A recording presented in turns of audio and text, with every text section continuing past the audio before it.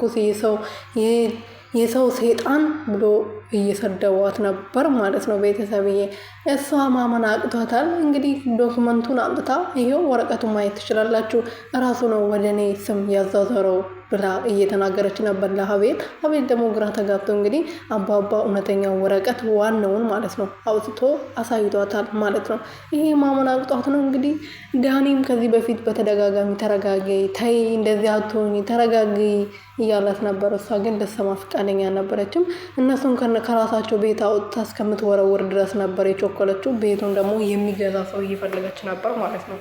እና እንግዲህ ያኔ አባባ ቁጭ ብሎ እሷ ላይ በደንብ እየተጫወቱባት ነበረ። ዳኒም ደግሞ ይሄን ነገር የማትናገር ከሆነ 5 ሚሊዮን ብር እሰጣለሁ ብሎ ሲያታልሉት ነበረ።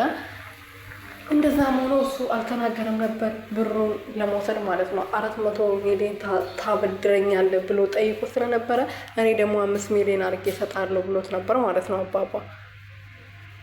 እና እንግዲህ አሁን ከዚህ በኋላ ኮቴሽን ይዘሽ ከዚህ ቤት ውጭልኝ ተብላለች። እሷም ደግሞ ልትወጣ እየተዘጋጀች ነው ማለት ነው። ከዛ ቤት ሻንጣውን ይዛ ወጣለች ማለት ነው። በጣም ነው የሚያስጠላው። ብዙ ነገር ነው የተሸወዱት። በተለይ ደግሞ ዳኒ ራሱ ብር አገኛለሁ ብሎ 4 ሚሊዮን አገኛለሁ ከዛ ማን ነበረች ኤደንን አገባታለሁ ብሎ በጉጉት ሲጠብቅ ነበረ። ግን ምንም እንዳሰቡት ወይም ደግሞ እንደፈለጉት አልሆነላቸው። ትትና እንግዲህ ለብዙ ጊዜያት ባሏን ክዳ የገዛ ፍቅረኛዋን ቤት ድረስ ወንድሜ ነው ብላ ያስመጣችበት ምክንያት በደንብ ታውቃላችሁ። ይህን ቤት የራሷን ለማድረግ ነበረ ማለት ነው። ግን እሱም አልተሳካላትም።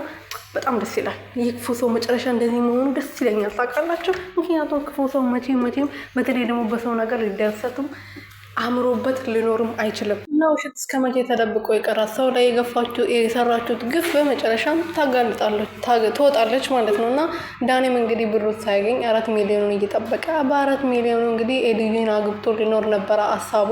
እስከ ዛሬ ድረስ ራሱን ያዋረደበት ዝቅ ያደረገበት ነገር ያ ቤት ነበረ እና ያ ቤቱን ሊያገኙ አልቻሉም ትትና። ስለዚህ አሁን በነፃ ባሏንም አታ ወይም ከቤቱ አልሆነች ወይም ከዳኒ አልሆነች ስንት ነገር እንዳጣች አስባችኋል።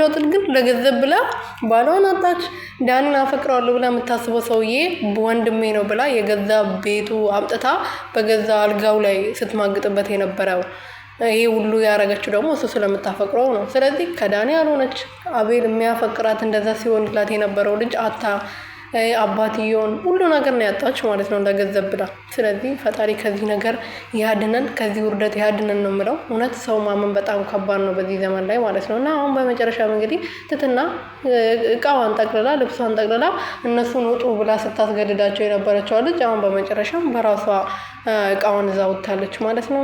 በጣም ደስ ብሎኛል። ጋሽዬም ደግሞ በቀላቸውን መልሷል ብዬ ተስፋ አደርጋለሁ። ሲጀምር በዚሁ ያበቃም፣ ገና ከዚህ በላይ ነው የሚገባ ደስታ ማለት ነው እንደ ጥፋቷ ቢሆን። ግን እንደው ምንም አልተደረገችም። ዳኒም ደግሞ ክሳራ ገባ ማለት ነው። ግን ኤደን ባይቀማ ደስ ይለኛል እኔ። አቤልና ትሁት አንድ ላይ ቢሆኑ ምን ይመስላችኋል እናንተ?